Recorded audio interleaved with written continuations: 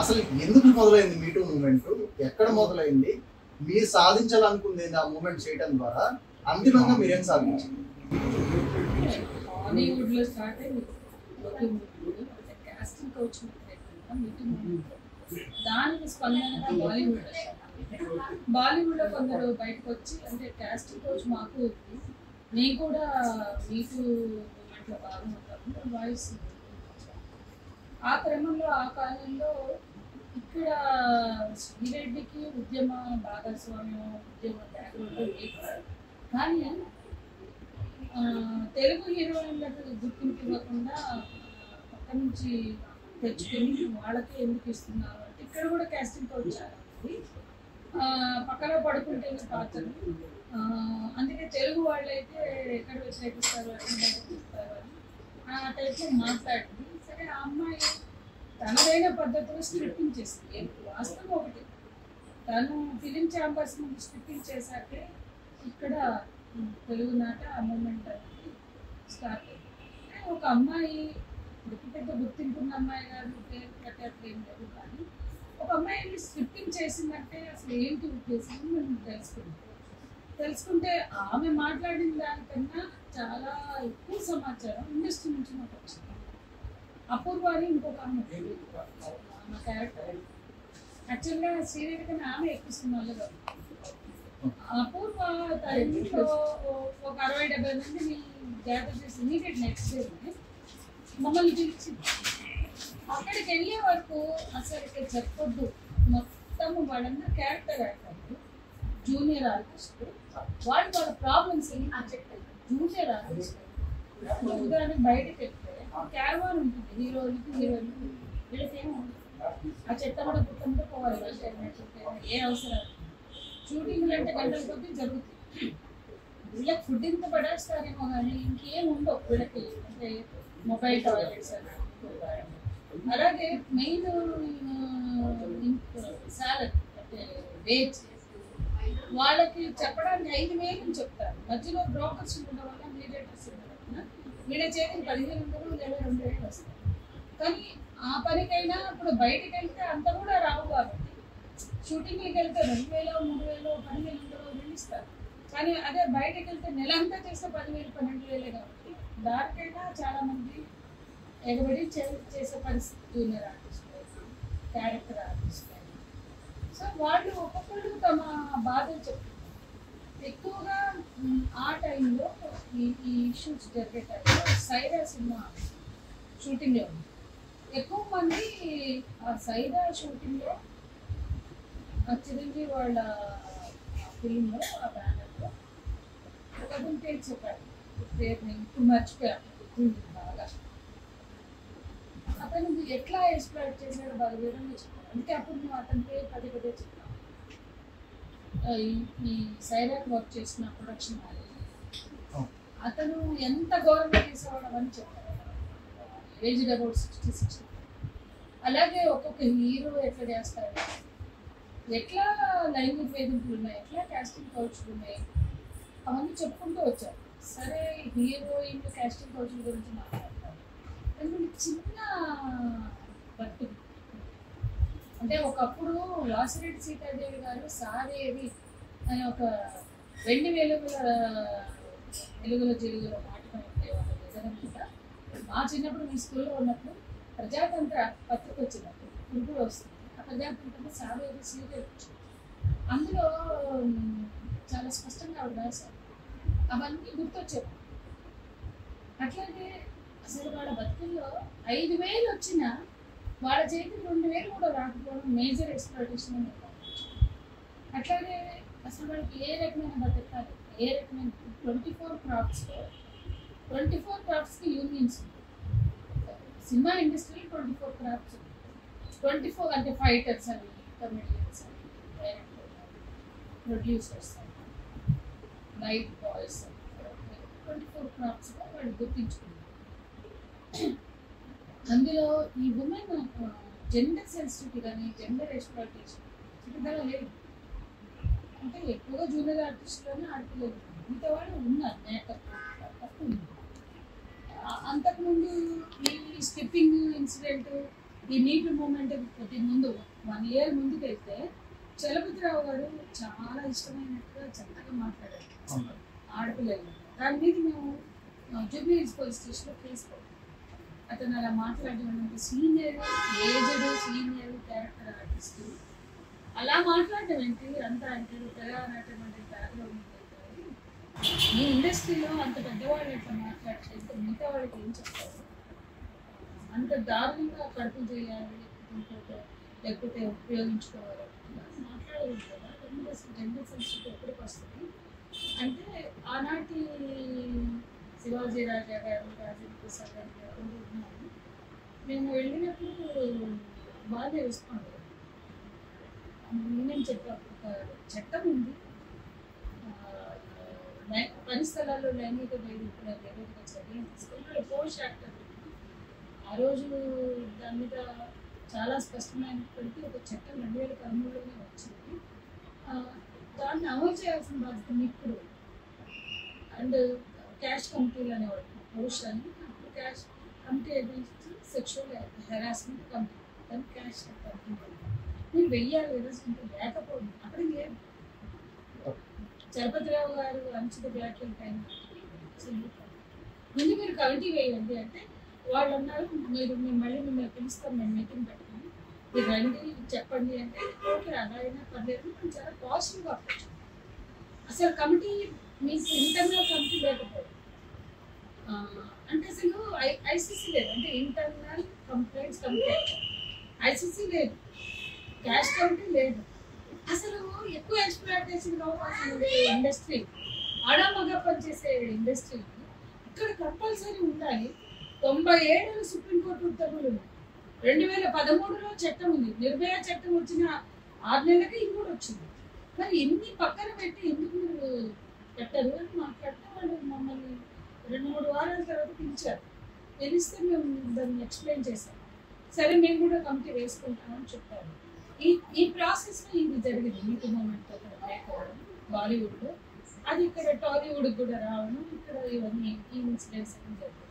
ఈ విధంగా కబురు నేను వ్యక్తిగతంగా తీసుకున్నాను. ఉద్యమంలో భాగంగా వచ్చిన కేసు ఉద్యమంలో భాగంగా చూసాను. ఆమె వ్యక్తిగతంగా దాడి చేశారు నేను రియాక్ట్ అవ్వచ్చు.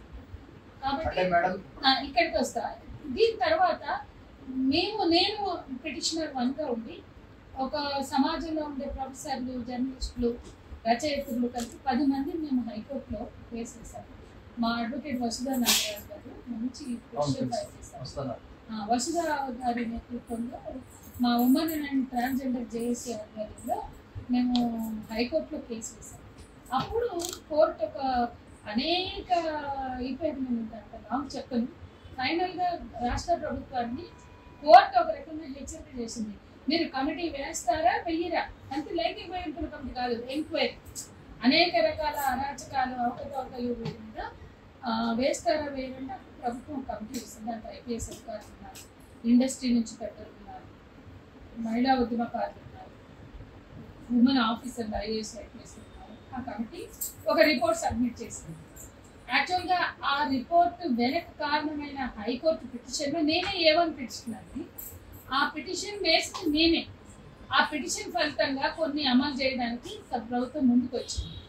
గవర్నమెంట్ కూడా 1-to-1 ప్రశ్నించింది. మీరు కనుక వీటిని అమలు చేయకపోతే చీఫ్ సెక్రటరీకి, చీఫ్ మినిస్టర్కి, సినిమాటోగ్రఫీ మంత్రికి నోటీసులు ఇస్తాం, జైలుకి పంపిస్తామని కోర్టు స్పష్టంగా బెంచ్ మంచి మాట్లాడారు. ఆ రోజున్న ఐ థింక్ ప్రభాకర్ మిశ్రా గారు అనుకుంటా అప్పుడు హైకోర్టు సీజే బెంచ్ మంచి మాట్లాడారు. అలాంటి నేపథ్యంలో ఫస్ట్ వాడు జీతాలు మేము అడిగిన దాంట్లో జీతాలు జూనియర్ ఆర్టిస్టులకి నేరుగా వాళ్ళ అకౌంట్స్లో వెళ్ళారు. అది అమలైంది. అలాగే అవుట్డోర్ షూటింగ్కి వెళ్ళినప్పుడు వాళ్ళకు కూడా ఒక కారణం పెడుతున్నారు, లేదా మొబైల్ కాంటాక్ట్స్ పెడుతున్నారు, కొన్ని హెల్త్ మెజర్స్ అవన్నీ తీసుకుంటున్నారు.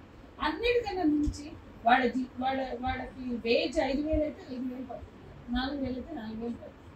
జూనియర్ ఆర్టిస్టులకు నేరుగా మధ్యలో బ్రోకర్స్ లేకుండా, మధ్యవర్తులు లేకుండా వాళ్ళకి వేతనాలు అందుతున్నాయి. వాళ్ళు ఈ రోజుకి మాకు చెప్తారు, నీ పుణ్యమాని మాకు వేతనాలు డైరెక్ట్గా వస్తున్నాయి, మధ్యలో బ్రోకర్లు తినేస్తారు. ఆ బ్రోకర్ల సంస్థలు ఎన్నో తెలుసండి. ఈ జూనియర్ ఆర్టిస్టులు అందరినీ పోగేసుకుని తీసుకెళ్ళాలని వాళ్ళకి వచ్చే జీతాలు మొత్తం వాళ్ళ అకౌంట్లో వేసి వాళ్ళు పంచుదాం. అంటే లైక్ కాంట్రాక్ట్ వర్కర్స్ ఉంటారు కదా, అవుట్సోర్స్, ఆ టైప్లో దాన్ని తయారు చేసి పెడితే ఎంతో కొంత హైకోర్టు ఉత్తర్వులు కావచ్చు, మా పోరాటం కావచ్చు, అన్నిటికీ ఉపయోగం జరిగింది. అట్లా కొన్ని మెజర్స్ అన్నిట్లలో, అన్ని 24 క్రాఫ్ట్స్లో కొన్ని మెజర్స్ ఉన్నాయి. ఇప్పటికీ కూడా ఆ రిపోర్ట్ బయటకు రావట్లేదు. అది ఇప్పటికీ కోల్డ్ స్టోరేజ్లో ఉంది. అది కేరళలో వాళ్ళు అంత ఉద్యమం చేసి కోర్టు తీర్పు తర్వాత దాన్ని మళ్ళీ ఇంప్లిమెంటేషన్ వాళ్ళు చాలా సాహసం చేసి బయటకు తెచ్చారు. కానీ వాళ్ళ తెలుగు ఇండస్ట్రీలో టాలీవుడ్ పెద్ద నేతలు ఉప ముఖ్యమంత్రిగా ఉన్నట్టు పవన్ కళ్యాణ్, కానీ ఆ రిపోర్ట్ బయటికి రాదు. ఆ రిపోర్ట్లో ఉన్న అంశాలు పరిగణలోకి తీసుకోరు. ఇప్పటికీ కూడా దానికి సంబంధించినటువంటి నివారణ చర్యలు చేపట్టలేదు. ఆ ఒత్తిడి మేము ఇటీవల కాలంలో కొత్తగా ఉన్న మహిళా కమిషన్ చైర్పర్సన్ ఆ మీటు ఉద్యమంలో భాగంగా సబ్మిట్ చేసిన రిపోర్ట్, మా పోరాట ఫలితంగా ఇచ్చిన కమిటీ, ఆ కమిటీ సబ్మిట్ చేసిన రిపోర్ట్ సబ్మిట్ చేసి 3 ఏళ్ళు దాటింది. దాన్ని బయటకు తండి తెలంగాణ ప్రభుత్వం. అంటే మేడం ఇప్పుడు మీరు చూసుకుంటే మీరు నడిపిన ఉద్యమం వల్ల దాదాపు కొన్ని వేల మంది జూనియర్ ఆర్టిస్టులు ఈరోజు ఫలితాన్ని పొందారు. అయితే దీనికి మూలం అంతా కూడా ఏవైతే 4-5 కుటుంబాల చేతిలో టాలీవుడ్ పరిశ్రమ నలిగిపోతుందో వాళ్ళ చేతుల్లోనే ఉంది. మీరు ఉద్యమం నడుపుతున్నప్పుడు మీకు ఎవరన్నా ఒక పెద్ద హీరో కానీ, పవర్లో ఉన్న మినిస్టర్ లాంటి వారు కానీ, సంజయ్ గారు ఈ పోరాటానికి మేము అందుబాటులో ఉంటాము, రిఫార్మ్ చేయడానికి మేము రెడీగా ఉన్నాము అని ఎవరన్నా మీకు హెల్ప్ చేసిన వాళ్ళు ఉన్నారా? అప్పుడు సినిమాటోగ్రఫీ మంత్రి గారు తలసాని శ్రీనివాస్ యాదవ్ గారు ఇనిషియేట్ చేస్తే, మేము ఆయన మంత్రి కాబట్టి ఆయనకే ఇచ్చాం ఫస్ట్ డిమాండ్స్ కోర్టు కన్నా వేయడానికి. ముందు మంత్రి చుట్టూ పరిరక్షలు మేము చేసాము 5 సార్లు. ఆయన కూడా ఒక 7 మీటింగ్ పెట్టాడు. ఫిలిం ఛాంబర్స్ ఎండి, ఆ కార్పొరేషన్ ఉంది కదా, ఫిలిం డెవలప్మెంట్ కార్పొరేషన్, వీళ్ళందరూ కలిసి పెట్టారు. అయితే ఇండస్ట్రీ ఇప్పుడు నేను ఇందాక ఒప్పుకున్నారు అన్నాక ఆ ఒప్పుకున్న డిమాండ్ల వరకు అట్లా వచ్చింది. మినిస్టర్ గారు, కార్పొరేషన్ అందరూ. ఆ తర్వాత కాలంలో మిగతా వాళ్ళు ఒప్పుకోలేదు కాబట్టి కోర్టులో వేయాల్సి వచ్చింది. ఒక మేరకు సహకరించినటువంటి నాటి మంత్రి శ్రీనివాస్ యాదవ్ ఇంతకన్నా ఇది ఇండస్ట్రీలో రెస్పాన్స్ లేదండి, వాళ్ళు ఒప్పుకోవట్లేదు, మేము చేయలేదు లేదన్నట్టుగా మాట్లాడితే మేము హైకోర్టులో కేసు వేసాక మిగతా అవన్నీ అయింది. అట్లాగే ఇండస్ట్రీలో పెద్దలు అంటే కొంచెం భరద్వాజ్ గారు కొంత మాట సాయం చేయడానికి ప్రయత్నించారు. తమ్మారెడ్డి భరద్వాజ్ అయితే భరద్వాజ్ గారు కొంత కమ్యూనికేట్ చేశారు. కానీ ఆయన కూడా మేమే వాదన ముందుకు తెచ్చాము, జెండర్ సెన్సిటివిటీ, జెండర్ ఆస్పెక్ట్, దాంట్లో ఆయన కూడా ఏం చేయలేదు. మేము అప్రోచ్ అయినప్పుడు అధికారికంగా మంత్రి, ఇండస్ట్రీ తరఫున తమ్మారెడ్డి భరద్వాజ్ గారు, ఇంకెవరికి మేము ఎవరితో మాట్లాడారు, వాడు కూడా ఎవరితో మాట్లాడారు. కొంతమంది మాకు ఫోన్ చేసి బాగా చేస్తున్నారు, అంటే కొంచెం వాల్యూస్తో ఉన్నవాళ్ళు, సీనియర్లు, పెద్దవాళ్ళు, వాళ్ళందరూ కూడా ఫోన్ చేసి అప్రిషియేట్ చేస్తారు. అట్లా మొత్తం మీద మేము ఎప్పుడు గుర్తింపు కోసం చేయాలి, ఆ ఇష్యూని గుర్తించాం, ఆ ఇష్యూని హైలైట్ చేయాలనుకున్నాం. ఆ ఇష్యూలో పనిచేస్తున్న వాళ్ళకి, ఇండస్ట్రీలో పనిచేస్తున్న వాళ్ళకి కొంతమేరకైనా న్యాయం జరగాలనుకున్నా, కొంతమేరకు జరిగినా మేము కోరినట్లుగా సంపూర్ణంగా జరగకపోయింది. ఇప్పుడు మీరు అన్న పదం ఉంది కదా, 4-5 కుటుంబాలే. ఆ రోజు నేను కూడా ఆ 8 గంటల ప్రెస్ మీట్లో ఫస్ట్ మాట్లాడుతూ నేను 4-4.5 కుటుంబాలు వెళ్తున్నాయి, వాళ్ళ అంటే ఆధిపత్య కులాలకు చెందిన కుటుంబాలు, ఎందుకు 1-2 కులాలే ఇండస్ట్రీలో నిలబడతాయి, 4-5 కుటుంబాలు ఎందుకు వెళ్తాయి, వాళ్ళకే ముక్కు మొహాలు ఉన్నాయా, వారసత్వమా, సినిమా ఇండస్ట్రీ అన్న వారసత్వం, తాతలు, తండ్రులు, మనవాళ్ళు, వాళ్ళకు మనవాళ్ళు, ఇండస్ట్రీలో ఈ వారసత్వం ఉంది. ఆ మాత్రం నటన ఎవరికి కాదా, ఆ మాత్రం ప్రతిభ ఎవరికి లేదా, ఆ మాత్రం ఏమాత్రం సినిమాలు వస్తున్నాయి. ఇవాళ కేరళ మలయాళం సినిమాలతో పోలిస్తే, లేకపోతే బాలీవుడ్ సినిమాలు కొన్నితో పోలిస్తే వీటి వాల్యూస్ ఎంత, వీటికున్న క్రెడిట్స్ ఏంటి మాట్లాడాలి. అంటే మేడం ఇక్కడ మనం గమనిస్తే ఆ మీటూ మూవ్మెంట్ జరిగిన సందర్భంగా మనం చూస్తే శ్రీరెడ్డి గారు చేసింది ఏంటి అని అంటే సెన్సేషనలైజ్ అయింది శ్రీరెడ్డి గారే కాబట్టి దాదాపు ఎవరికైనా అంటే శేఖర్ కమల లాంటి ఒక క్లీన్ ఇమేజ్ ఉన్న దర్శకుడితో పాటు అటు తమిళ ఇండస్ట్రీలో రాఘవ లారెన్స్ గారితో పాటు అంటే ఎవరెవరైతే ప్రముఖంగా ఉన్నారో వాళ్ళందరి పేర్లు తీసుకొచ్చి ఇది ఒక నమ్మలేని ఏదో ఒక పేరు చెప్పేస్తుందిరా సెన్సేషన్ అవడానికి అని చెప్పినట్టు నీరు గార్చిన సందర్భం మనం చూసాము. అవును, పవన్ కళ్యాణ్ వ్యక్తిగత ఆయన మీద అటాక్ చేసే రామ్ గోపాల్ వర్మ చేశారంట. ఆయన ఎందుకు చేశాడో కూడా ముందు లేకుండా మేము ఎందుకు చేసిందో అప్పుడే మేము అమ్మాయితో డిఫర్ అయ్యాము విషయం. ఆ తర్వాత అమ్మాయికి సంబంధం లేదు, అసలు అమ్మాయి లేదు. ఎందుకంటే ఆమె పవన్ కళ్యాణ్తో ఏదో మాట్లాడి ఎంత గొడవ వాళ్ళందరూ అమ్మాయి ఎమ్మడబడి అమ్మాయి అసలు ఇక్కడ లేకుండా చెన్నై వెళ్ళిపోయింది. కానీ ఆ మూమెంట్ సాధించింది ఒకటి, ఆ అమ్మాయి స్టిప్పింగ్ చేసింది, ఆ క్రెడిట్ ఆమెకు అప్పుడు ఇప్పుడు ఇస్తుంది. ఆ తర్వాత మూమెంట్ వెళ్తే ఒక తాత్వికమైన ఆలోచన ఆమె కాదు, దాన్ని ఒక ఐడియాలజికల్ పొజిషన్ తీసుకుని ఇండస్ట్రీలో న్యాయం జరగాలి, ఆడామగా పనిచేస్తున్న ఇండస్ట్రీలో ఇంత ఎక్స్ప్లోయిటేషన్ ఉండకూడదు, ఇంత నీచంగా చిత్రీకరణలు ఉండకూడదు అన్నీ మాట్లాడాము. అంటే ఆన్ స్క్రీన్ ఎట్లుండాలి, బిహైండ్ ద స్క్రీన్ ఎట్లుండాలి, రైట్స్ ఎట్లా ఉండాలి, సెన్సిటివిటీ జెండర్ సెన్సిటివిటీ ఎట్లా ఉండాలి. ఉదాహరణకి సినిమా మేక్లో ఏం రాస్తారంటే ఈ సినిమాలో ఏ జంతువుల్ని పక్షుల్ని హింసించలేదు అంటారు, కానీ మనుషులు ఉన్నారు కదా, మనుషులు కూడా హింసించలేదు అని పెట్టమన్నారు. అట్లాగే మితిమీరిన వేగంతో ప్రయాణం కారు నడపద్దు అని, అతివేగం ప్రమాదకరం అని స్టాచ్యుటరీ వార్నింగ్ వస్తుంది. అట్లాగే మద్యం తాగుతున్న ఇంకొక చేస్తే ఆ మద్యం ఇవన్నీ చట్టబద్ధంగా అమ్ముతున్నాం, మద్యం అయినా సిగరెట్ అయినా వాటికి స్టాచ్యుటరీ వార్నింగ్స్ వస్తాయి. ఇది 20 ఏళ్ళ నుంచి మేము మాట్లాడుతున్నాం, నేనైతే చాలాసార్లు మాట్లాడాను. ఇది నేనే ముందు చాలా మీటింగ్లో లేదు. ఏంటి అంటే మద్యం తాగితే స్టాచ్యుటరీ వార్నింగ్ అక్కడ క్యారీ అవుతుంది, సిగరెట్ తాగుతావు వాళ్ళు లైసెన్స్ ఇచ్చి అమ్మేటారు, కానీ చట్టరీత్యా నేరం అత్యాచారం కానీ కుటుంబ హింస కానీ వరకట్నం. మరి ఆ సీన్ వచ్చినప్పుడు కూడా ఆ స్టాట్యూటరీ వార్నింగ్ రావాలి కదా. అత్యాచారం చట్టబద్ధంగా నేరం ఎవరు చేయలేదు, వరకట్నం నిషేధించబడింది తీసుకోకూడదు. వరకట్నం సీన్ పెడతారు, ఆ స్టాట్యూటరీ వార్నింగ్ రాదు, అది హీరో ఆయనే పెళ్లి చేసుకుంటాడు, లేకపోతే ఆ హీరో గారి చెల్లెలు చచ్చిపోతే ఈయన బదిలాకపోతాడు, మరింత హీరో అవుతాడు. అవే చూపిస్తారు, అత్యాచారమైన వరకట్నైనా వేధింపులైనా. కానీ ఆ లైంగిక దాడులు గురించి సెన్సిటివ్గా ఎందుకు మాట్లాడారు? ఇవన్నీ కూడా సినిమాలో ఉండాలి అని నేను చెప్పాను. చాలా లోతుగా ఇచ్చాం మా కుటుంబాన్ని, చాలా రకాల చర్చలు చేశాను. సరే ఏది ఏమైనా క్రెడిట్ మీద ఉందాకన్నారు, క్రెడిట్ కోసం నేను చేయను. తెలుగు సీమలో పనిచేస్తున్నాను, తెలంగాణ ఆంధ్రప్రదేశ్ పనిచేస్తున్న తెలుగు ఇండస్ట్రీ ఒకటి ఉంది, ఎంతో మందికి అన్నం పెట్టారు, వేల మందికి దువ్వ పెడుతున్న ఇండస్ట్రీలో వాల్యూస్ ఉన్నాయి, మంచి క్వాలిటీ ఉన్నాయి, చాలా మంచి ఇండస్ట్రీలో భద్రత సెన్సిటివిటీ అన్నీ ఉండాలని కోరుకుని చేశాము. దానికి స్పందించిన వాళ్ళని కొంతమంది బయటపడ్డారు, మాతో అంగీకరించిన వాళ్ళు, మా కూడా ఇన్ఫర్మేషన్ ఇచ్చిన వాళ్ళు కూడా ఉన్నారు. అట్లాగే అప్పుడప్పుడు వచ్చే తెలుగు సినిమాలో కూడా కొన్ని సెన్సిటివ్ సినిమాలు వస్తున్నాయి, మలయాళం ఎక్కువ కాకుండా. సో అక్కడక్కడ కొంచెం చూస్తున్నారు, మంచి సినిమాలు రావాలని కోరుకున్న వాళ్ళలో మేము కూడా ఎందుకు మంచి విలువలతో కూడిన సినిమాలు కాకుండా ఆ కుటుంబాలు, వాళ్ళ రక్తాల గురించి, వాళ్ళ వంశాల గురించి ఎవరికి కావాలండి? వాళ్ళ వంశం గొప్పది, తాత వంశం, తండ్రి వంశం, కొడుకుల వంశం, ఒకళ్ళ తర్వాత ఒకళ్ళు, వాళ్ళ రక్తాలు, వాళ్ళ వంశాలు, వాళ్ళ కుటుంబాలు ఎవరికి కావాలి? ఆ మాత్రం ముక్కు మొహాలు బాగా తెలుగు యువతలో ఎవరికి లేవా? ఆ మాత్రం ప్రతిభా పాఠవాళ్ళు ఇంకెవరికి లేవా? ఉన్నాయి. ఎందుకు ప్రతిభలు తొక్కేస్తారు? మనం చూసాం, మనం వెళ్ళేదా ఉదయ్ కిరణ్ లాంటి వాళ్ళు ఏమైపోయారు. ఇంకా ఇండస్ట్రీలో ప్రతిభ ఉన్నవాళ్ళు, చక్కగా ఉండే హ్యాండ్సమ్గా ఉన్నవాళ్ళు కావచ్చు.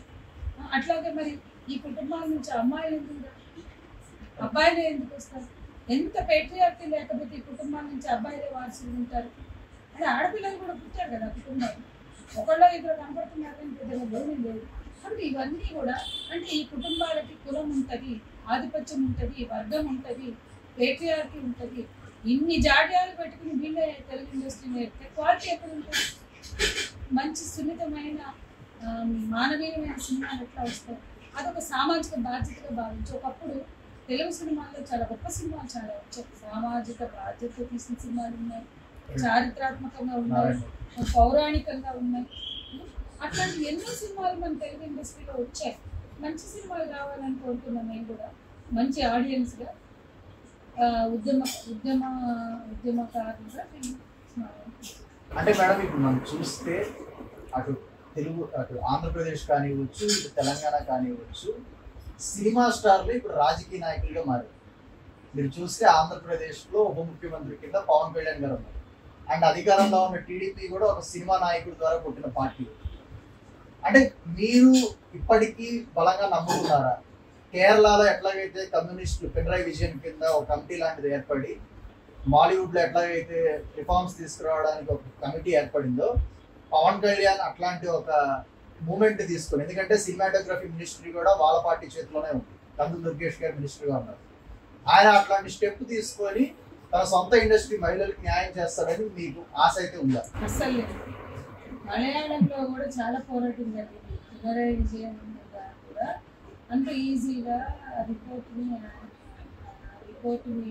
పరిగణలోకి తీసుకుని చర్యలకు కూలిపోలేదు.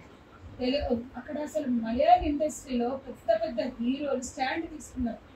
అక్కడ టాప్ హీరోస్ మహిళలు బయటకు వచ్చి మా మీద కాస్టింగ్ కోచ్ జరిగిందనో, మా మీద హెరాస్మెంట్ జరిగిందంటే వాళ్ళు ఒక స్టాండ్ తీసుకున్నారండి హీరోలుగా. మన దగ్గర అట్లాంటి ఒక హీరోని చూపించండి.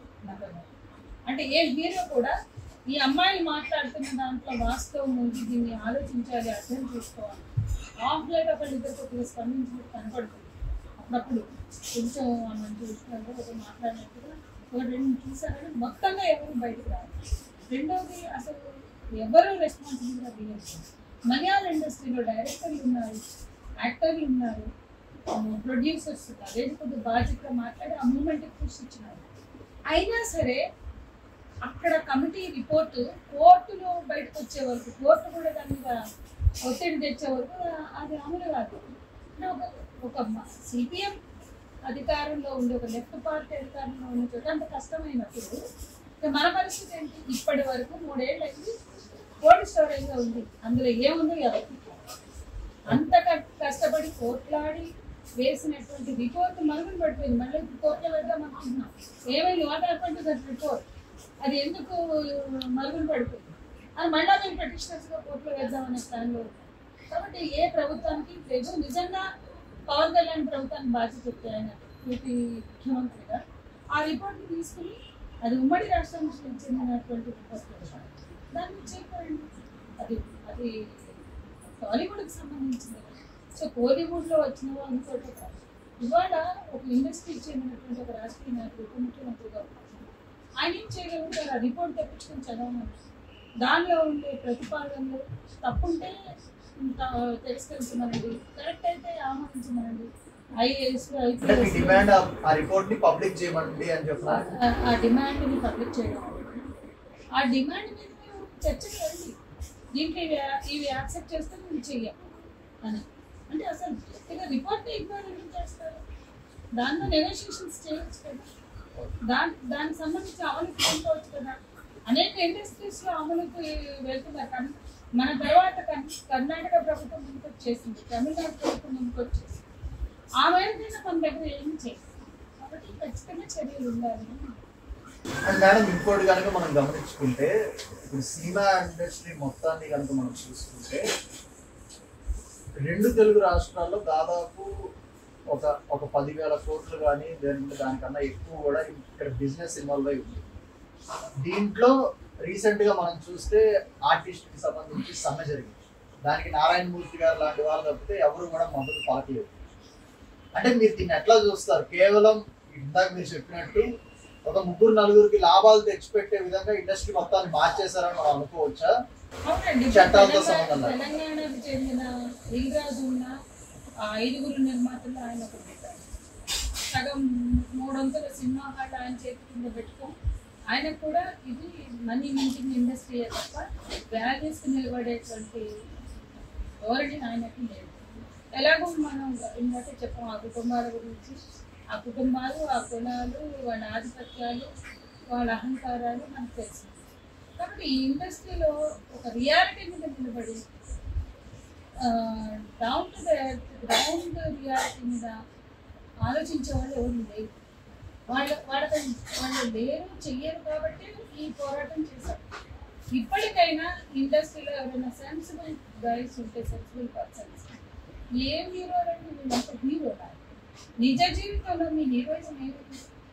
ఊరికే ఆర్టిఫిషియల్ ప్రపంచంలో హీరోలుగా నీరాజనాలు పలికించుకుంటున్నప్పుడు నిజ జీవితంలో మీ హీరోయిజం ఎక్కడ కనపడుతుంది? ఎక్కడా లేదు. వాళ్ళ అర్జున్ ఏం చేస్తున్నారు?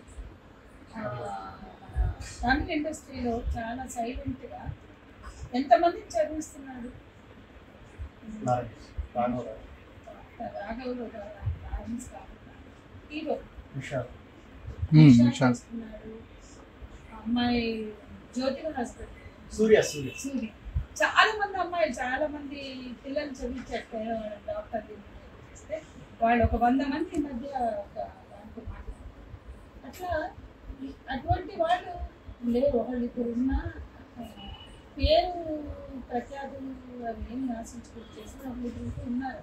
తెలుగు ఇండస్ట్రీ మీద గణేష్ బాబు చేస్తారు, కానీ అన్ని హీరో ఓరియంటెడ్ సినిమాలు, వాల్యూస్ లేని సినిమా. ఏదో బాక్స్ ఆఫీస్ కట్టలు సంపాదించుకోవడం, కాసుల పంటలు పండించుకోవడం తప్ప దేనికి మీరు మోడల్గా నిలబడ్డారు, దేనికి మోడల్గా ఉన్నారు. కాబట్టి అన్ని చెత్త సంస్కృతికి వెళ్ళేది. ఆ పిచ్చి పాటలు, పిచ్చి డ్యాన్స్, ఆ పిచ్చి కల్చర్, వెస్ట్ కల్చర్. కాబట్టి దిగజారిన విలువలకి మోడల్గా వెళ్ళున్నారు, ఎక్స్ప్లాయిటేషన్కి మోడల్గా వెళ్ళున్నారు, హీనమైన చిత్రీకరణలకి ముందు మీరు ఉన్నారు. ఏదైనా అది పౌరాణికం చేసుకోండి, లేకపోతే అన్ని వాళ్ళ కథలేంటి. చరిత్రలో కొమరం భీము, అల్లూరి సీతారామరాజును కలిపి కోర్టు దండుకుంటే మీరు చరిత్రకారులు అయిపోతారా? అంటే వాస్తవ కాలాలకు సంబంధం లేదు. రజాకార్ మూమెంట్కి వ్యతిరేకంగా పెద్ద విప్లవాలు ఇక్కడ వస్తే, కమ్యూనిస్ట్ ఉద్యమాలు వస్తే దాన్ని మతకోణం అందించాలి. అనేక రకమైన కాంట్రిబ్యూషన్స్ ఆ రోజు ఆ కాలంలో నిజాం రాజులు చేశారు. కానీ రాజుల పాలనలో రాజరికానికి వ్యతిరేకంగా పోరాటం కూడా నిజమే. కానీ పోరాటాన్ని పక్కకు చెప్పి మత కోణాన్ని చూపించారు. ఆ వాటికి అవార్డులు వస్తాయి. అంటే ఇట్లా ఏ విలువలకి మీరు నిలబడి ఉన్నారు? చరిత్రక దేనికి నిలబడి ఉన్నారు? మానవీయ విలువలు. అట్లా ఏ రకంగా చూసినా హీనమైనటువంటి కుదించుకుపోయిన కొరచ సినిమాలే తప్ప ఒక మంచి మిడిల్ కలిగిన అద్భుతమైన విలువలు కలిగిన మార్పు అయితే రావాలి. ఇంకొకటి గమనిస్తే మార్చి 31, 2026 కల్లా ఈ దేశంలో నక్సలైట్ అనే వాడిని లేకుండా చేస్తాను అని చెప్పనని అమిత్ షా పదే చెప్తున్నారు. అయితే మీరు దాదాపు 40 సంవత్సరాలు విప్లవ ఉద్యమంతో, సాయుధ పోరాటంతో ముడిపడి ఉన్నవారు కాబట్టి మీ కుటుంబం కానీ మీరు కానీ అసలు నక్సలైట్ ఉద్యమాన్ని అణిచివేయడం సాధ్యమవుతుందని మీరు అనుకుంటున్నారా? మొదటి ప్రశ్న. రెండవ ప్రశ్న, అటు రాజ్యం చంపుతున్న ఎన్కౌంటర్లు కానివచ్చు, సల్వాజుడు పేరుతో కానివచ్చు, అందుకున్న ఆపరేషన్ గ్రీన్ హంట్ కానివచ్చు, ఆపరేషన్ కగార్ కానివచ్చు, లేదా నక్సలైట్లు ఇన్ఫార్మర్లు అని చెప్పని చంపుతున్నది కావచ్చు, అక్కడ లోకల్గా సిఆర్పిఎఫ్ వాళ్ళని ఎవరైతే డిఆర్జీలు ఉన్నారో వాళ్ళని చంపుతుంది కావచ్చు. రెండు వైపులా చూసుకున్నా కూడా కడుపు కోత మిగులుతుంది ఒక తల్లికి. ఒక విప్లవ ఉద్యమంలో భాగమయ్యి ఒక స్త్రీ సంఘానికి నాయకత్వం వహిస్తున్న మీరు స్త్రీ పక్షాన మాట్లాడుతూ దీన్ని ఎలా ఆలోచన చేస్తారు? అంటే బదులుగా ఈరోజు రాజ్యం చేస్తున్న రాజ్యం మధ్య భారతంలో మహిళలు, ఆదివాసీ మహిళలు హక్కులు కోల్పోతున్నారు, జీవించే హక్కులు కోల్పోతున్నారు. ఇవాళ డిఆర్జీ దళాలు కావచ్చు, బార్డర్ సెక్యూరిటీ ఫోర్స్, బిఎస్ఎఫ్ దళాలు కావచ్చు, పారామిలిటరీ దళాలు, డిఆర్జీ కస్టర్ టైగర్స్ కావచ్చు, రకరకాల పేర్లతో ఉన్నటువంటి పారామిలిటరీ దళాలు పొద్దున్న లేసి ఓళ్ళ మీద పడి దొరికిన ఆడవాళ్ళ మీద అత్యాచారాలు చేస్తున్నారు. ఒక కేసు కూడా నమ్ముతారు, ఒక ఎఫ్ఐఆర్ కూడా.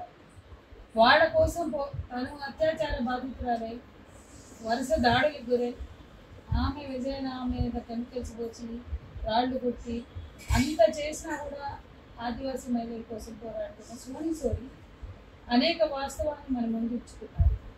ఒక సోని కాదు, ఒక ఉన్నత విద్య అభ్యసించిన సుధా భరద్వాజ్ కూడా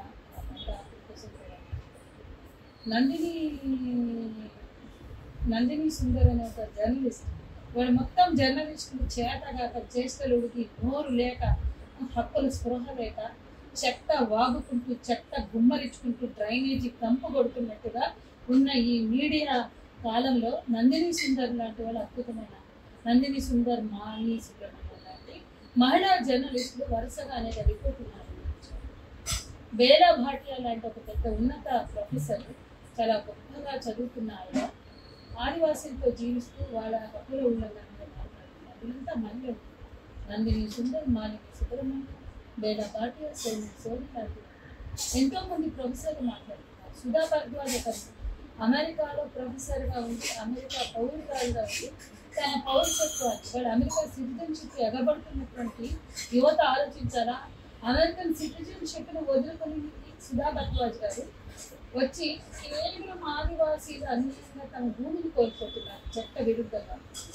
చట్టం ఉండగా 6th షెడ్యూల్ 170 లాంటి చట్టాలు ఉండగా వాటి అన్నింటినీ తుంగలో తొక్కి వాళ్ళకి దిక్కు లేకుండా వాళ్ళని పాపం పుణ్యం ప్రపంచ మార్గం ఆదివాసీలని జంగల్ జమీన్ ఇజ్జత్ హమారా అని పోరాడుతున్న ఆదివాసీలకు జరుగుతున్న అన్యాయం చూసి ఆమె స్పందించి తన పౌరసత్వాన్ని అమెరికా పౌరసత్వాన్ని ఇండియన్ గవర్నమెంట్కి అప్పీల్ చేసుకుంది. నేను ఇక్కడ లాయర్గా ఇక్కడ పని చేస్తాను.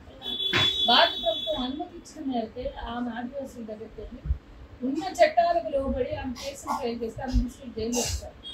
భీమా కొరేగాంలో ఇస్తున్నారు. ఇట్లా ఇంతమంది వేధిస్తున్నారు. ఒక క్రిస్టియన్ ప్రీస్ట్గా ఉన్న శాన్ స్వామి ఒక స్ట్రా అడిగితే ఇవ్వకుండా వేధించారు. ఇంత ఘోరమైనటువంటి మానవ హక్కుల ఉల్లంఘనకు పాల్పడుతున్నటువంటి ప్రభుత్వాలు ఎంతమంది ఆదివాసీలని మాయం చేస్తున్నారు. వాళ్ళ ఊరు పేరు అడ్రస్ లేకుండా గండమా చేస్తున్నారు. అదేగా శాన్ స్వామి అడిగినాను. ఆయన ఏమడిగాడు? 2673 మంది గల్లం తయారు వీళ్ళు ఎక్కడ ఉన్నారో చెప్పండి అన్నాడు. తీసుకపోయారు, తెచ్చిపోయి ఉంచారు.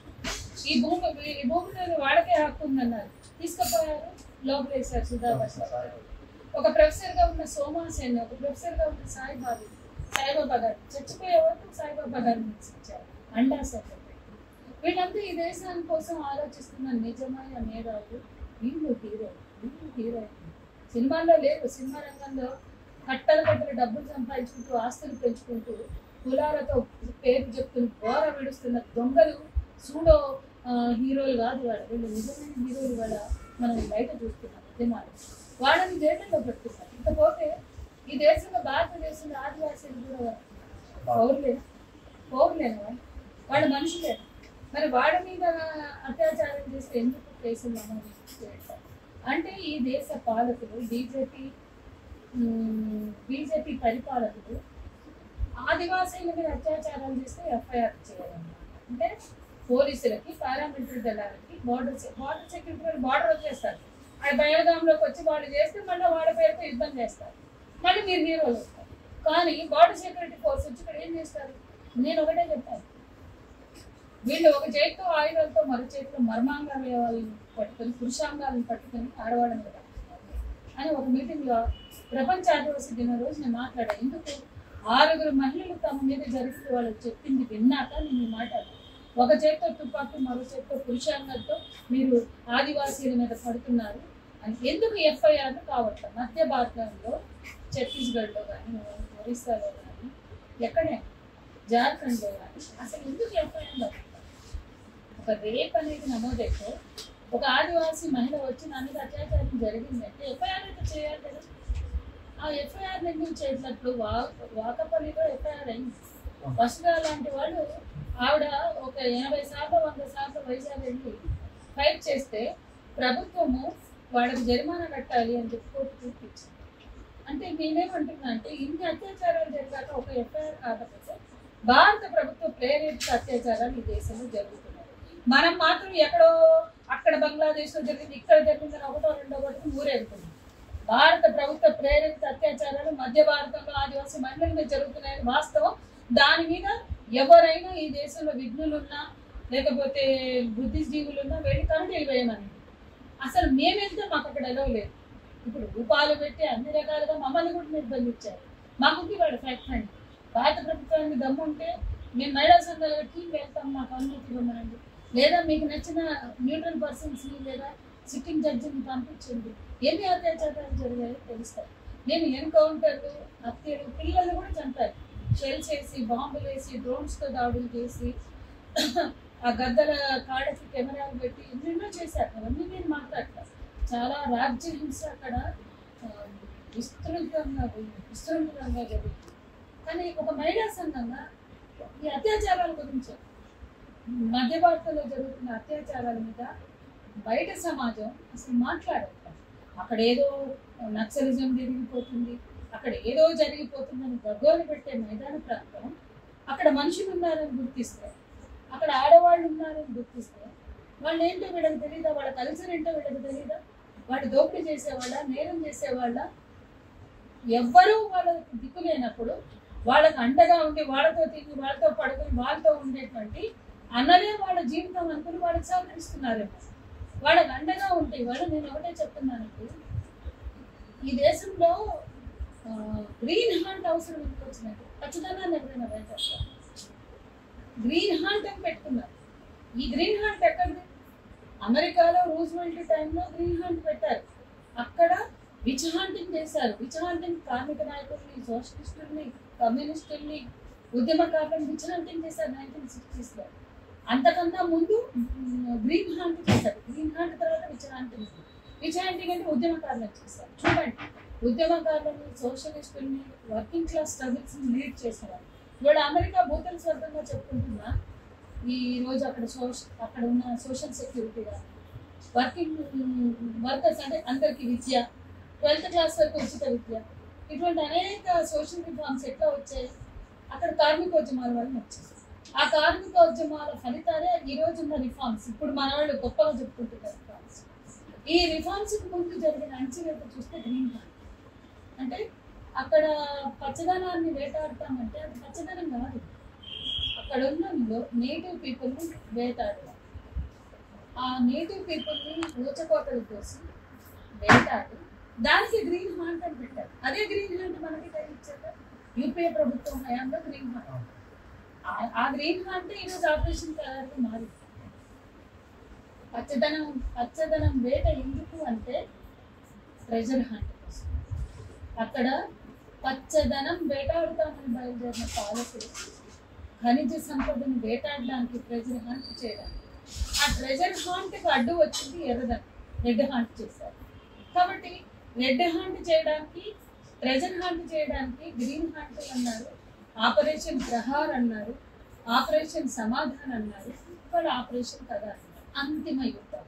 ఈ అంతిమ యుద్ధం అనే పేరు అమిత్ షా ఎందుకు పెట్టారు? ఎవరికి భరోసా ఇవ్వడం? కార్పొరేట్ పెట్టుబడిదారు. ఇవాళ అభివృద్ధి అనివార్యం, జయప్రకాష్ నారాయణ లాంటి వాళ్ళు చాలా మంది సూడో ఇంటలెక్చువల్స్ బయట మాట్లాడతారు. అభివృద్ధి కావాలి కదా. అభివృద్ధి పాపం పుణ్యవర్గని అమాయకులు వాళ్ళు ఎందుకు చేయాలా?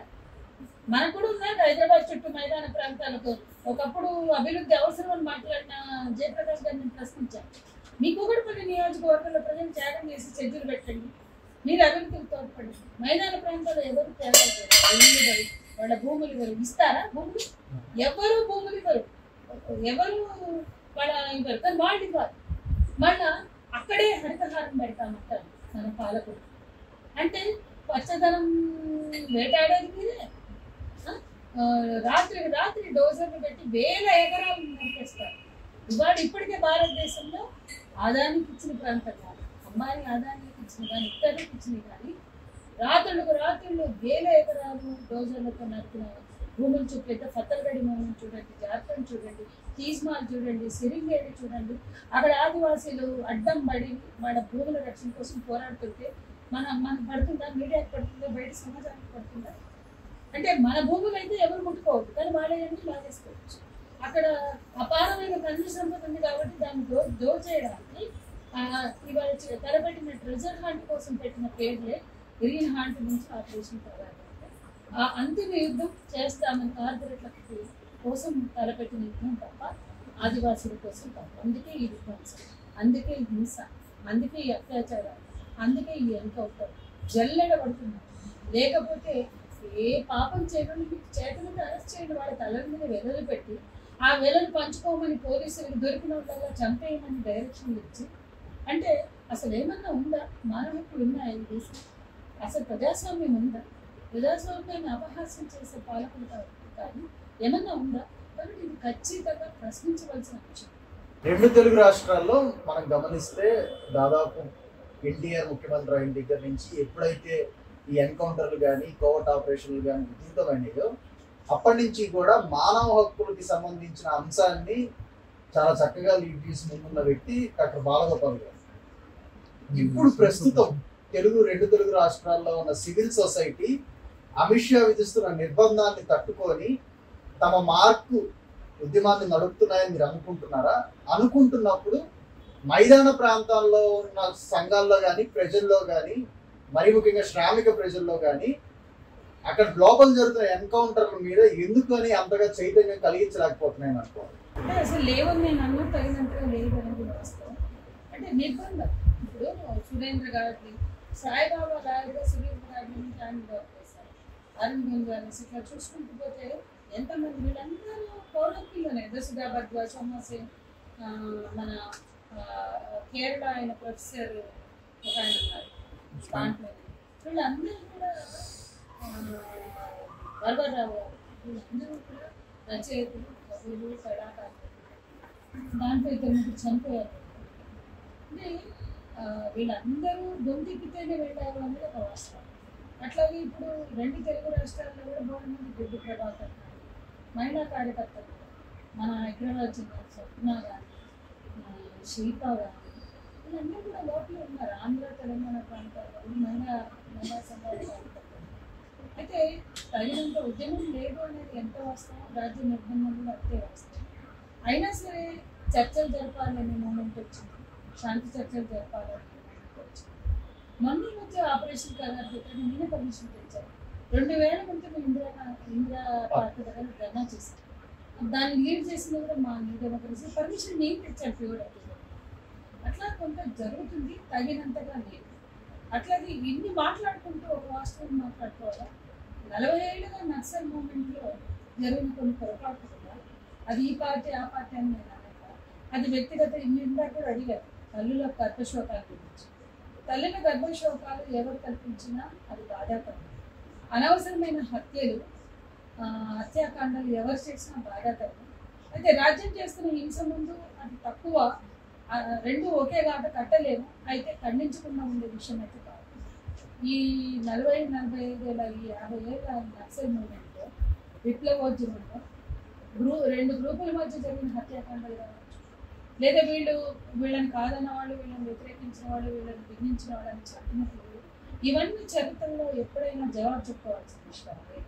ఏ విప్లవ పార్టీ అయినా, ఈ పార్టీ ఆ పార్టీ అంటే విప్లవ పార్టీ అని పేరు పెట్టుకుని చేసిన ఏ పార్టీ అయినా తోటి విప్లవకారులను చంపినా, తమను వ్యతిరేకించిన వాళ్ళని చంపినా, తమతో భిన్నించిన వాళ్ళని చంపినా, అది కేవలం అంటే ఆయుధం పట్టుకున్న వాళ్ళకి ఆయుధం ప్రజలకు బలం కాదు, ఆయుధం ప్రజలకు భరోసాని ఇవ్వాలి, విశ్వాసాన్ని ఇవ్వాలి.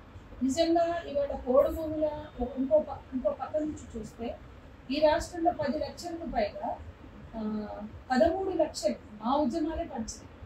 ఎందుకంటే భూములు ఎక్కువ పంచింది మావోయిస్ట్ పార్టీ కన్నా ఇతర పార్టీలు పంచాయి. ఎందుకంటే వాళ్ళు రైతు కూలీ సంఘాలు పెట్టుకుని స్టేబుల్గా గ్రామాల్లో ఉన్నారు కాబట్టి వాళ్ళు భూములు పంచలేదు.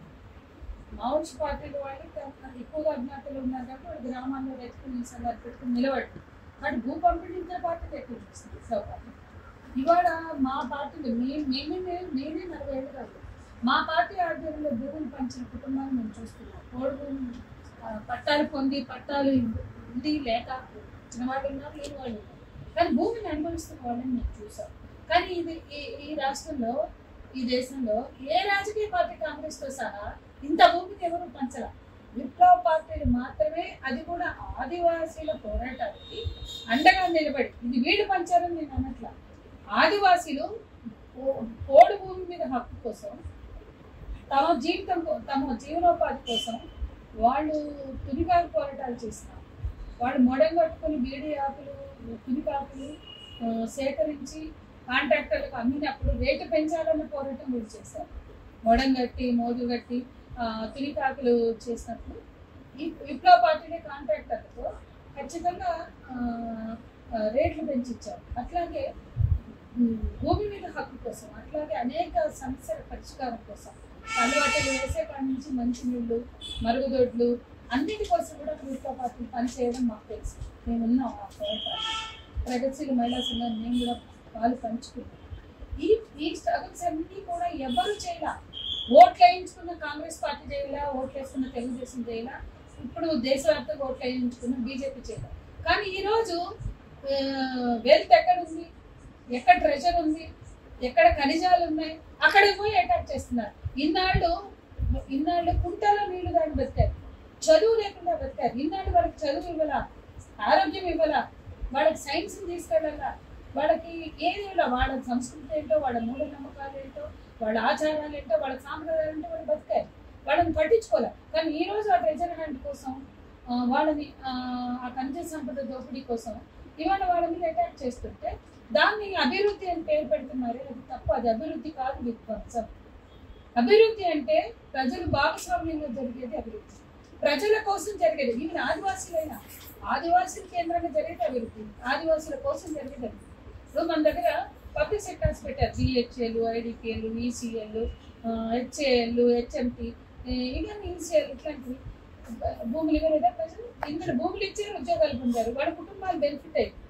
ఎక్కడ భూములు ఇస్తే అక్కడ నైబర్హుడ్ డెవలప్ అయింది, అక్కడ టౌన్షిప్స్, బిహెచ్ఎల్ దగ్గర టౌన్షిప్ డెవలప్ అయింది, ఈసీఎల్ దగ్గర ఏస్రా నగర్ టౌన్షిప్ డెవలప్ అయింది. సో ప్రజలు ఎక్కడ భూములు ఇచ్చిన జిల్లాలు కూడా ఇచ్చుంటారు, కానీ అక్కడ టౌన్షిప్స్ డెవలప్ అయ్యాయి. కానీ ఇవాళ కార్పొరేట్లు దోపిడీ చేసుకుని ఆదివాసీలకు నోట్లో మన్ను కొట్టిపోతుంటే దాని అభివృద్ధి ఏమంటే ఎట్లా అంటాం? అట్లాగే సెజ్జలైనా, అట్లాగే ఎకనామిక్ జోన్స్ అయినా. కాబట్టి ఇవాళ ప్రజల కేంద్రంగా జరగని అభివృద్ధి, ప్రజల కోసం జరిగేది అభివృద్ధి. కాబట్టి ఇందులో ప్రజల పక్షం వహించే వాళ్ళు ఎవరు అంటే విప్లవకారులు, ఉద్యమకారులు. సో వాళ్ళని చంపితేనే ఆ దోపిడీ సాధ్యమని వాళ్ళు అనుకుంటారు. బయట ఉన్న ప్రాంతంలో, మైదాన ప్రాంతంలో ప్రజలు ఆలోచించాలి. అట్లాగే ఒకప్పుడు నేను ఇందాక ఒక పాయింట్ చెప్పాను, ఆయుధం వాళ్ళ చేతిలో ఉన్నప్పుడు వాళ్ళ రాజ్యం నడిచిందంటే వాళ్ళ చెల్లుబాటు అయింది వాళ్ళ మాట. కానీ అప్పుడు వీళ్ళు కూడా ఆయుధానికి కొన్నిసార్లు విచక్షణ కోల్పోయింది. అంటే ఆయుధానికి విచక్షణ ఉండాలి, ప్రజల విశ్వాసం పొందాలి, ప్రజలకి భరోసా ఇవ్వడానికి ఆయుధం, ప్రజలకి ధైర్యం ఇచ్చి మేమున్నామనే ఒక చేయుతనివ్వడానికి ఆయుధం పట్టుకోవాలి. కానీ ప్రజల మీద నాట్యం చేయడానికో, ప్రజల మీద స్వారీ చేయడానికి ఆయుధం ఉంది కాబట్టి అవతల వాడు పాలక వర్గాల మధ్య వైరుధ్యాలని ఉపయోగించుకుని ఇంకో పక్షానికి తోడ్పడి ఒక పక్షాన్ని మీద దాడి చేయడము, ఇవన్నీ తప్పులు చేశాయి విప్లవ పార్టీ. దీనివల్ల కూడా విశ్వసనీయతను కోల్పోయారు. తోటి విప్లవకారులను చంపుతున్నారు, మానవీయంగా చంపుతున్నారు. ఇవాళ ఈ పార్టీ ఆ పార్టీ అనట్లేదు, జనరల్గా జరుగుతుంది. అట్లాగే ఆనాడు పీపుల్స్ వర్గం ఉన్నవాళ్ళు పక్కనున్న జనశక్తి వాళ్ళని, న్యూ డెమోక్రసీ వాళ్ళని, ప్రజాపిత వాళ్ళని, ఎంతో మంది విలువైన మా కార్యకర్తలు, మా నాయకులు కూడా మేము పోగొట్టుకున్నాం. ఇవాళ అందరం కలిసి మావోయిస్టులు జరుగుతున్న చేతిని వ్యతిరేకిస్తున్నాం, అందరం కలిసి శాంతి చర్చలు జరపాలి. కానీ ఇవాళ మా మీద మీరు ఉండొద్దు, మేము అసలైన విప్లవకారులు, మీరు ఎన్నికల్లో పోటీ చేస్తున్నారు కాబట్టి మీరు రివిజనిస్ట్, మిమ్మల్ని చంపడమే మా పని అని చెప్పి అనేక చోట్ల చంపారు జనశక్తినే, మమ్మల్ని. ఇవన్నీ కూడా విప్లవోద్యమంలో జరిగిన తప్పులే, పొరపాట్లే. అట్లాగే వ్యక్తిగత కారణాలకి ఆయుధాలను ఉపయోగించుకుంటారు, వ్యక్తిగత ప్రయోజనాలకు ఉపయోగపడతారు. ఇట్లాంటి తప్పులు అందరూ చేశారు కాబట్టి ఎంతో కొంత నష్టం జరిగింది. అంటే అదొక్కటే కారణం అని నేను రాజ్యం నిర్బంధం ఉండొచ్చు, మారుతున్నటువంటి వ్యవస్థలో వస్తున్న మార్పులు కావచ్చు, ఉద్యమంలో తలెత్తుతున్న బలహీనతలు కావచ్చు, వ్యక్తిగత స్వార్థాలు కావచ్చు. అసలు విప్లవోద్యమం పట్ల నిబద్ధత లేని వాళ్ళు, ఆ స్పిరిట్ కోల్పోయినా అసలు విప్లవోద్యమం ఉండదు. అది ఏ పార్టీ వాడైనా, ఎవడైనా, మా నాయకులు అయినా సరే, నీకు స్పిరిట్ లేదా, నీకు స్వార్థం వచ్చిందా, నీకు విప్లవోద్యమం మీద విశ్వాసం పోయిందా, ఎవడొద్దన్నాడు? వీడు బలవంతంగా నాయకులుగా ఊరేగుతూ విప్లవోద్యమంలో అనేక నష్టాలు కలిగించడం, అనేక చిచ్చులు పెట్టడం, ముక్కలు చెక్కలు చేయడం, వ్యక్తిగత ప్రయోజనాలకు విప్లవోద్యమాన్ని బలి చేయడం, ఇవన్నీ కూడా దారుణమైనటువంటి అంశాలు. అవన్నీ మన ఉద్యమంలో పడచూస్తాయి కాబట్టి, అవన్నీ కూడా చోటు చేసుకున్నాయి కాబట్టి ఎక్కువ నష్టం జరిగిందని మేడం. ఇంకొకటి గమనిస్తే, ఎవరైతే పెద్ద పెద్ద విప్లవ నాయకులు ఉన్నారు, అది చర్చలకు వచ్చిన రామకృష్ణ గారు కానివచ్చు, లేదంటే మొన్న చనిపోయిన బసవరాజు కావచ్చు, వాళ్ళకి సంబంధించిన సాహిత్యం అన్నది ఎప్పటి నుంచో అందుబాటులోకి ఉంటుంది. కొండపల్లి సీతారామయ్య గారి మీద కానివచ్చు, ఆ తర్వాత చంద్ర. అలాంటి ప్రయత్నమే మీ భర్త గారు చేశారు రామకృష్ణ గారి మీద రాయడం. అప్పుడు అసలు రాజ్యానికి ఆ పుస్తకం ద్వారా అసలు ఎందుకని అంత ప్రాబ్లం వచ్చింది అని అక్కడ నిర్బంధాన్ని మీరు ఎలా ఫేస్ చేశారు ఆ టైం? అయితే రామకృష్ణ గారు మా వారికి సీనియర్. అందరూ మాచర్ల కాలేజీలో చదివారు. మా బావకి మా ఆడబడికి జూనియర్, మా వారికి సీనియర్. చాలా మంది వీళ్ళంతా మాచర్ల కాలేజీ నుంచి చాలా మంది ఉద్యమంలోకి వెళ్ళారు.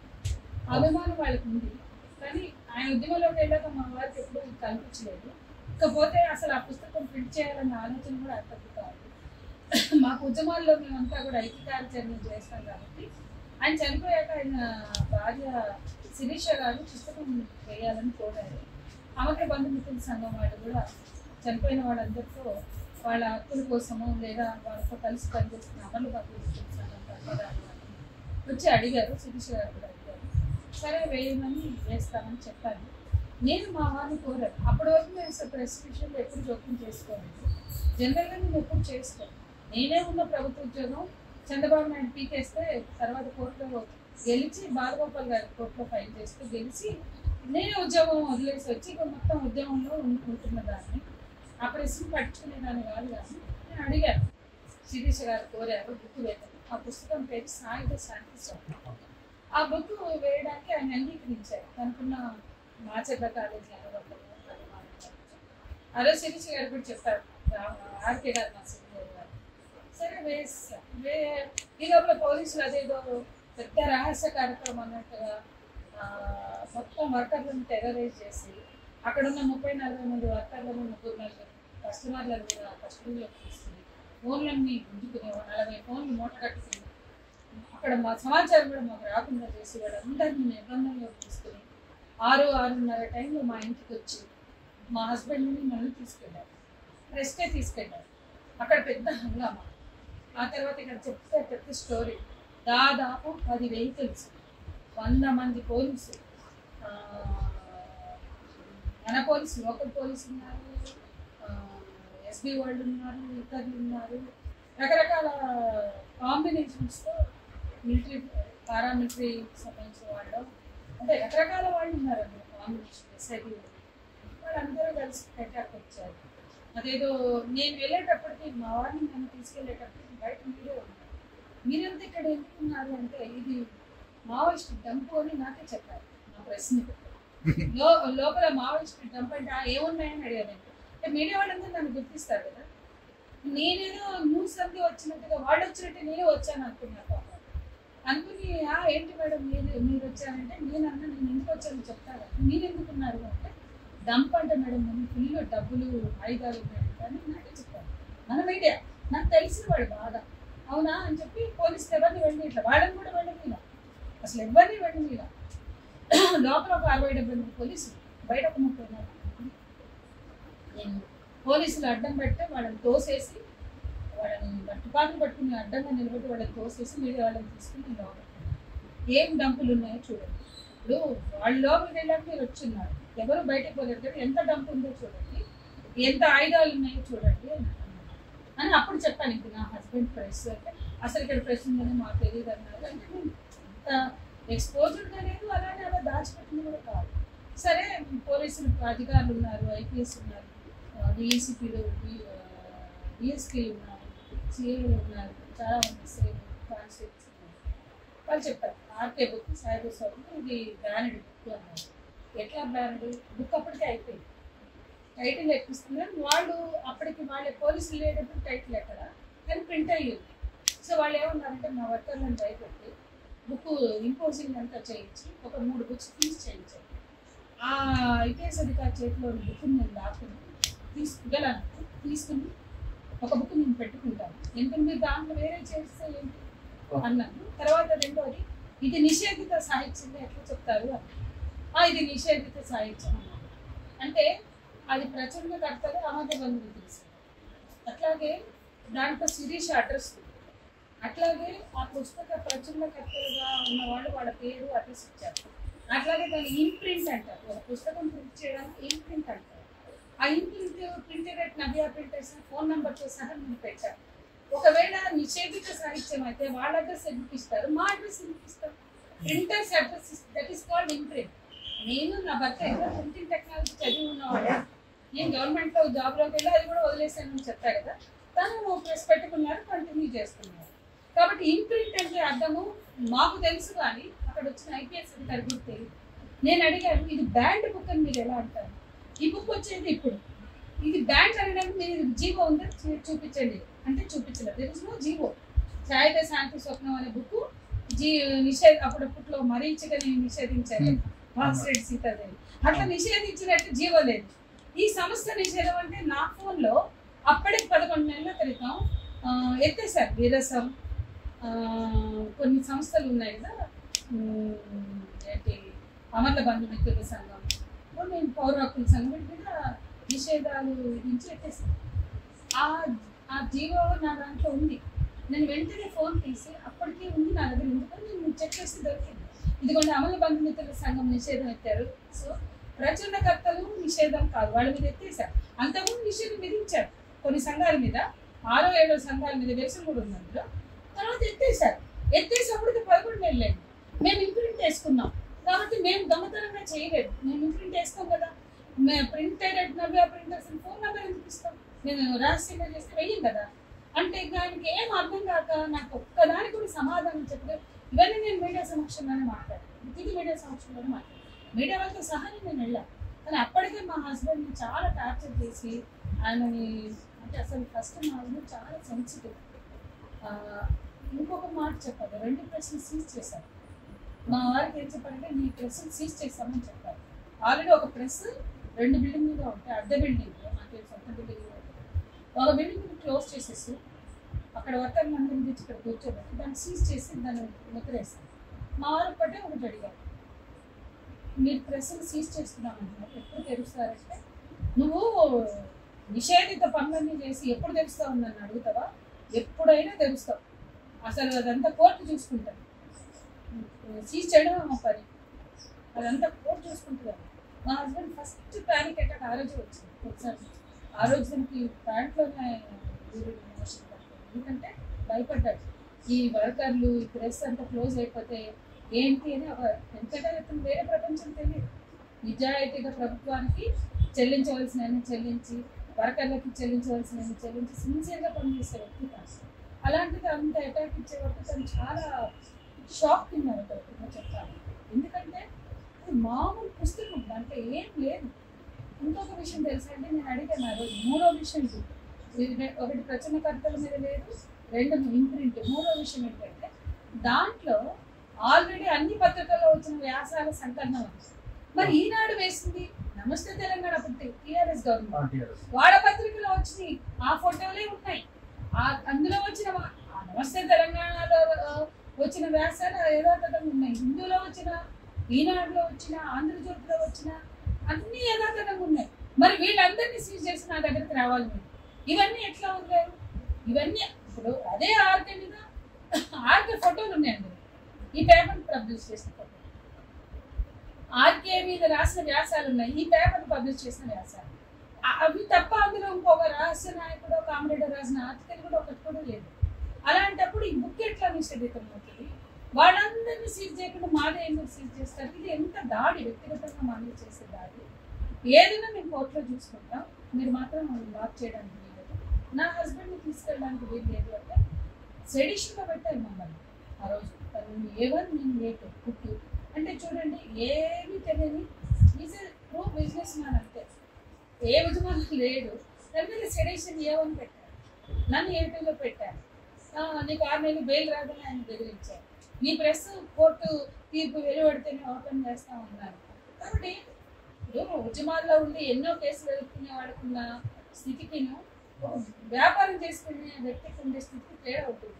నిజం చెప్పాలంటే నా హస్బెండ్ వెంటనే ఆ తర్వాత వాళ్ళకి కూడా బతకలేదు. ఆ ప్యానిక్ అటాక్, న్యూరో అటాక్, ఆ తర్వాత అది కొనసాగి చనిపోయారు. అంటే రాజ్యం ఇంత తీవ్రమైన దాడి చేసింది. ఈ పుస్తకాలు కొత్త, ఇటువంటి పుస్తకాలు ఎన్నో వచ్చినాయి, డైరెక్ట్గా వచ్చినాయి.